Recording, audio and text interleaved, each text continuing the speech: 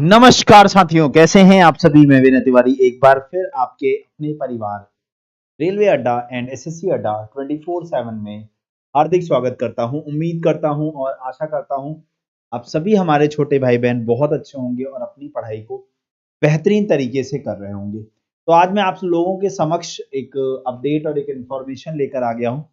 जैसा कि आप सभी लोग को पता है कि ग्रुप डी का नोटिफिकेशन हमारा कभी भी आ सकता है। कभी भी मतलब कभी भी, उसकी कोई डेट अब सर्टेन नहीं है।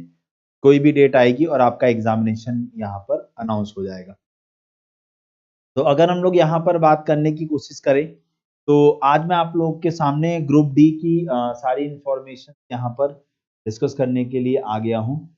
अगर हम लोग बात करें ग्रुप डी क्या होता है, उसका क्या एग्जाम पैटर्न होगा, क्या सारी चीजें होंगी, सब चीजें मैं आप लोगों के साथ यहाँ पर डिस्कस करने के लिए आ गया हूँ। तो क्या आप सभी लोगों को सारी चीजें अच्छे से क्लियर हो रही है? ऑडियो वीडियो ओके है? एक बार कमेंट करके बता दीजिए। किसी प्रकार का कोई डिस्टरबेंस तो नहीं है ऑडियो वीडियो में, वो जरूर बता दीजिए हम लोग को, ठीक है।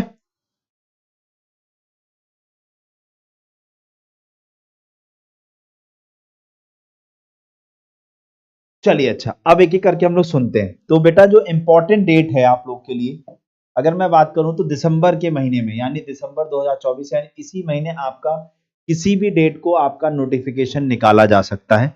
वो कोई भी डेट हो सकती है आपकी, ठीक है। आपका नोटिफिकेशन जल्दी ही क्या हो जाएगा, अनाउंस हो जाएगा। उसके बाद अगर हम लोग बात करने की कोशिश करें यहाँ पर, यस, तो क्या सिलेक्शन का प्रोसेस होता है ग्रुप डी के अंदर बेटा? तो सिलेक्शन का प्रोसेस अगर हम लोग बात करने की कोशिश करें तो सबसे पहले आपका एक सीबीटी 1 कंप्यूटर बेस्ड टेस्ट होता है जिसे हम सीबीटी बोलते हैं। उसके बाद फिजिकल एफिशिएंसी टेस्ट होता है।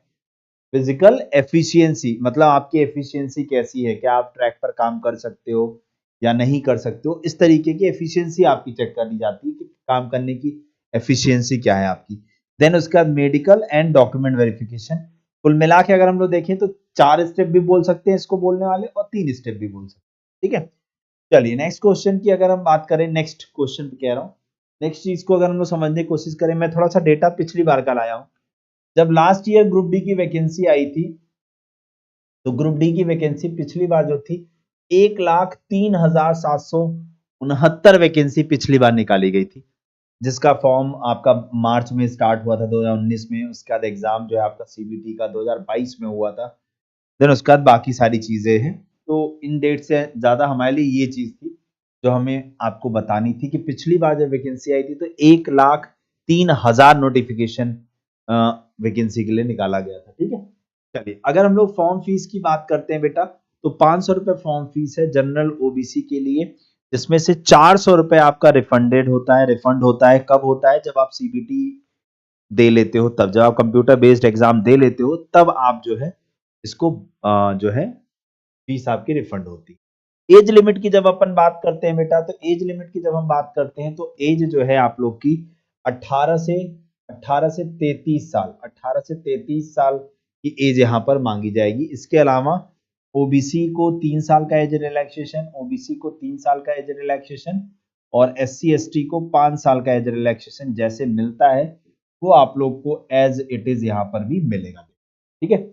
चलिए उसके बाद अगर मैं बात करता हूँ यहाँ पर अब एक और, अगर हम लोग बात करें क्वालिफिकेशन की, एलिजिबिलिटी की, तो देखो अगर हम लोग अभी तक की बात करें तो 10वीं पास और प्लस आईटीआई।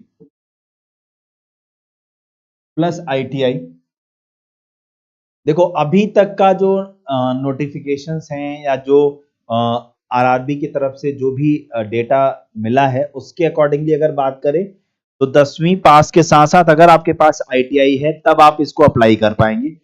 ये अभी तक का डेटा है। बाकी सब कुछ फाइनल के केवल 10th पास मांगा जाएगा या 10th के साथ आईटीआई भी मांगा जाएगा। ये उसी दिन निश्चित हो कि कोई भी बता पाएगा जिस दिन आपका नोटिफिकेशन आउट होगा। उससे पहले अगर आपको कोई बता रहा है तो बिल्कुल क्लियर समझ लेना, वो आपको केवल कंफर्म कोई नहीं कर सकता, ठीक है। चल उसके बाद बेटा अगर हम एग्जाम पैटर्न की बात करते हैं तो एग्जाम पैटर्न अगर आप देखो तो आपके पास 4 सब्जेक्ट है यहाँ पर। 4 सब्जेक्ट कैसे? साइंस, यहाँ पर साइंस का अलग से वेटेज है बेटा। नंबर ऑफ क्वेश्चंस 25 होंगे, 25 नंबर का होगा। Mathematics 25 question 25 number. हाँ, जनरल इंटेलिजेंस यानी रीजनिंग 30 क्वेश्चन 30 नंबर। मैं आपको एक बात बता दूं, रीजनिंग के लिए रोज रोज शाम 4 बजे, रोज शाम 4 बजे एसएससी अड्डा पे क्लास चल रही है बेटा। एसएससी अड्डा 24/7 यूट्यूब चैनल पे क्लास चल रही है बेटा। ठीक है, तो आप लोग रीजनिंग की क्लास रोज शाम 4 बजे एसएससी अड्डा 24/7 यूट्यूब चैनल पे मेरी कर सकते। देन उसके बाद अगर मैं बात करूं जीएस 20 क्वेश्चन 20 नंबर, यानी 100 क्वेश्चन का पेपर 100 नंबर का 90 मिनट का समय, और नेगेटिव मार्किंग जैसा कि आप जानते हैं रेलवे के एग्जाम्स में होती है बेटा, तो नेगेटिव मार्किंग जो होती है, नेगेटिव मार्किंग वो 1/3 होती है। नेगेटिव मार्किंग कितनी होती है? 1/3 होती है। सारी बात समझ में?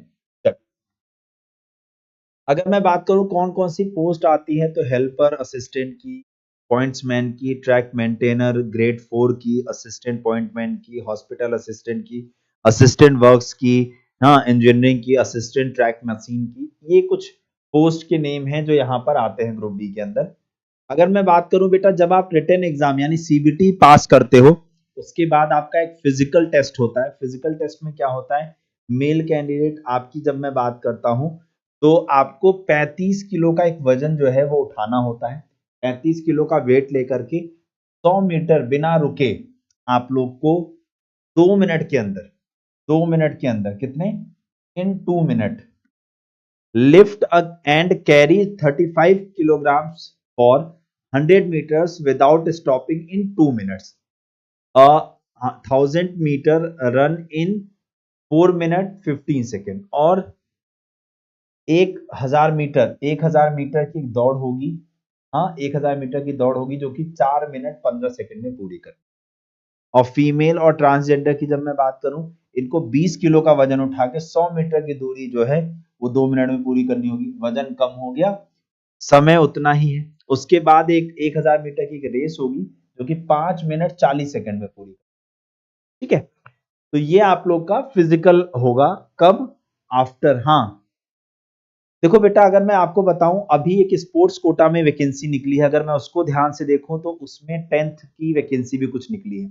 उससे मुझे पढ़ के एक बात क्लियर हुई थी कि इसमें कुछ वैकेंसी ऐसी आएंगी ग्रुप डी के अंदर जो केवल 10th पास के लिए होंगी, और कुछ वैकेंसी ऐसी होंगी जो 10th और आईटीआई दोनों के लिए होंगी। जैसे आपने अभी अगर पोस्ट के नेम सुने हो, तो जैसे अगर मैं आपसे बोलूं ट्रैक मेंटेनर हो गया, हाँ इंजीनियरिंग हो गया, ये पोस्ट है, तो इनमें मान लो 10वीं पास मांग लिया और साथ ही साथ आपसे क्या मांग लिया? आईटीआई मांग लिया, तो यहाँ पे समझ आता है। ठीक है, हाँ अगर मैं आपसे बोलूं हेल्पर और असिस्टेंट के लिए आप, या पॉइंट्समैन के लिए आप आईटीआई मांगो, तो वो सही नहीं है। तो यहाँ पर जो मेरा अभी स्पोर्ट्स कोटा वाली वैकेंसी को देखने के बाद असम्पशन बना है वो यही है कि कुछ वैकेंसीज 10वीं पास के लिए आनी चाहिए, और कुछ वैकेंसी 10वीं पास और प्लस आईटीआई दोनों के लिए। What it my point? चलिए आगे बढ़ते हैं बेटा। तो फिर उसके बाद मैं आपको सब्जेक्ट वाइज वेटेज भी लेकर आया हूं पिछली बार के पेपर का। तो मैथ्स में अगर हम बात करें, एसआईसीआई से एक क्वेश्चन, पाइप एंड सिस्टम से एक क्वेश्चन, सिंप्लीफिकेशन से एक क्वेश्चन देखने को मिला था पिछले साल पेपर में, टाइम एंड वर्क से 2 क्वेश्चन, नंबर सिस्टम से 6, टाइम स्पीड एंड डिस्टेंस से 4, एवरेज से 1, ट्रिग्नोमेट्री से 2, परसेंटेज से 1, मेंसुरेशन से 2, रेशियो से 4, टोटल 25 क्वेश्चन मैथ्स के। रीजनिंग में मैं बात करूं, सिलॉक्स से 2 क्वेश्चन, वेन डायग्राम से 2, मैथमेटिकल कैलकुलेशन या ऑपरेशन से 1, मिरर इमेज से 2, ऑर्डर माउट से 3, एनालॉजी से 2, सीरीज से 3, डायरेक्शन से 2, स्टेटमेंट एंड कंक्लूजन से 5, काउंटिंग फिगर से 2, पजल से 2, कंप्लीट फिगर से 1 और ब्लड रिलेशन से 3। 30 क्वेश्चन इस तरीके से रीजनिंग के। साइंस की बात करता हूं, फिजिक्स से 8 क्वेश्चन, केमिस्ट्री से 10 क्वेश्चन और बायो से 7 क्वेश्चन देखने को मिले थे। देन उसके बाद अगर जीएस में बात करूं, हिस्ट्री से 3 क्वेश्चन, पॉलिटी से 1, ज्योग्राफी से 2, इकोनॉमिक्स से 1, और करंट अफेयर से सबसे ज्यादा पिछली बार पेपर में देखने को मिला था, जो कि 12 से 13 क्वेश्चन तक आपको पिछली बार देखने को मिला था। देन अगर मैं बात करता हूं बेटा सैलरी की, तो अगर हम लेवल 1 की सैलरी की बात करें, यानी ग्रुप डी की सैलरी की जब मैं बात करता हूं, 7th पे कमीशन के अकॉर्डिंग अगर मैं बात करूं, तो ये ग्रेड पे जो है आपका 5200 से 2000 पे स्केल में आता है, ग्रेड पे आपका 1800 का लगता है यहाँ पर। और अगर मैं बात करने की कोशिश करूं, एक ग्रॉस सैलरी जो यहाँ पर बनती है वो 22,500 से लेके 25,500, और बट वो सिटी के अकॉर्डिंगली वेरी करती है, तो 30-35 तक भी सैलरी बनती है आप लोग की यहाँ पर स्टार्टिंग सैलरी। ठीक है बेटा, तो ये आप लोग को कंप्लीट इंफॉर्मेशन, जिसमें मैंने आपको ये बताया कितनी सैलरी मिलती है, ग्रुप डी क्या है, मैंने बताया ना यहाँ पे ये पोस्ट आती है हेल्पर की, मेंटेनर की।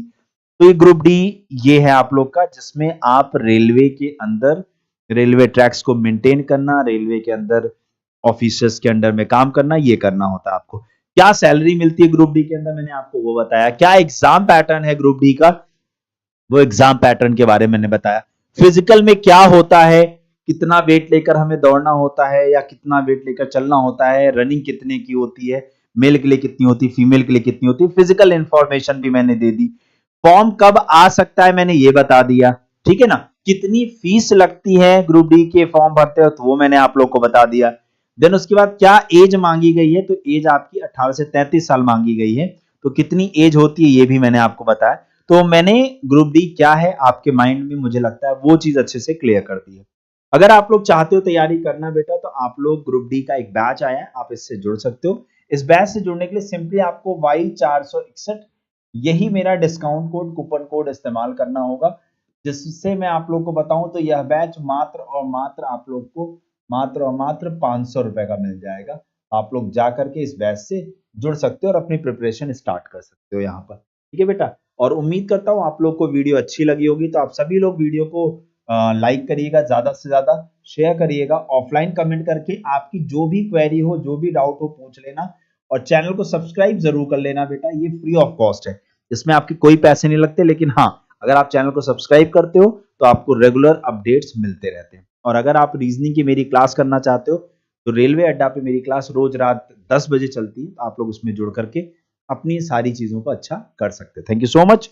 जय हिंद, जय भारत। और इस वीडियो को ज्यादा से ज्यादा शेयर करके अपने जो भी डाउट्स हो उसको क्लियर कर लीजिएगा, ठीक है। Thank you.